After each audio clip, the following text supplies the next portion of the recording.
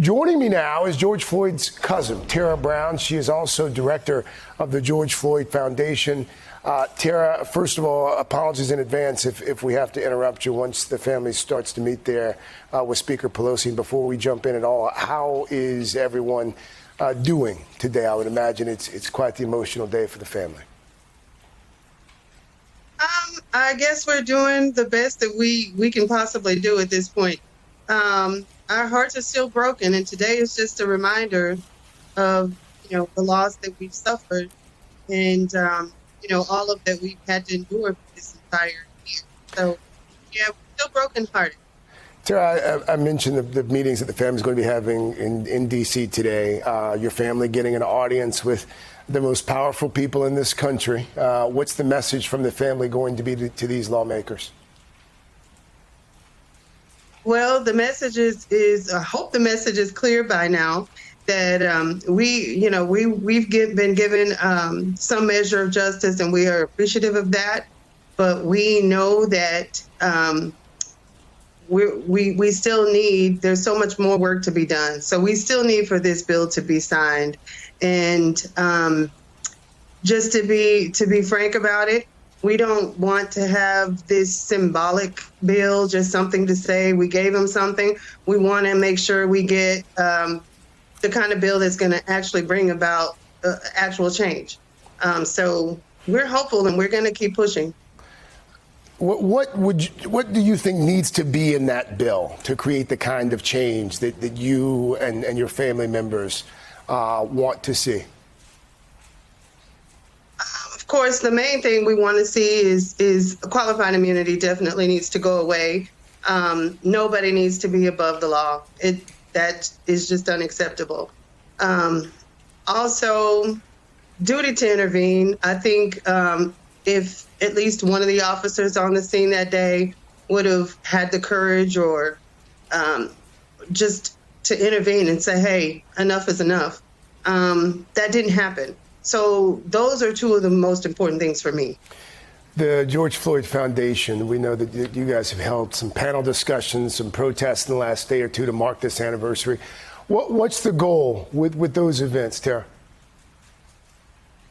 The goal is we want to, we have to stay active, and we want to keep people in tune to the fact that there's still so much more to be done. We're not done. We took a moment to celebrate the victories we've had so far. But again, we need to stay engaged. We need to know that there's this is a journey. This is not just a step here and there. We have a full journey in front of us. And so as long as we are keeping the message out there, being active, making sure that the politicians and the people that we elect know that we are going to hold them accountable to what they promised us when they ask us to vote for them. Bigger picture, some of the other things that the foundation has done since George Floyd's death and looking to the future.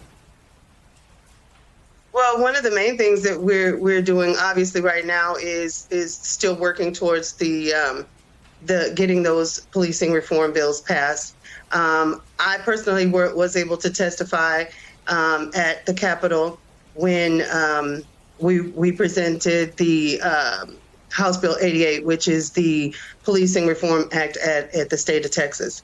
So we're still doing those kinds of things, and our organization is also one of the main things we want to do is to provide resources and opportunities for folks in the community that we grew up in, and people who are much like George, who need opportunities to, get back into the workforce. So we have a workforce development program, and then we provide some youth services also. Great. So we're really working out those programs. A different organization, Tara, the George Floyd Memorial Center, wants May 25th to be celebrated every year as a day of enlightenment that points to reflection and growth. What do you hope people are reflecting on today? Well, my hope is for us, it's a commemorative moment. And so we want to always make sure that we do something to honor George and make it a celebration of his life. I want people to remember the life that he lived, as much as they remember how he died. So we want to just keep that alive and make sure that we're continuing to build on this legacy. Tara Brown, Tara, our thoughts and our prayers continue to be with you and your family, especially on this day. Thank you for your time. Thank you. Thank you. Thank you so much for having me.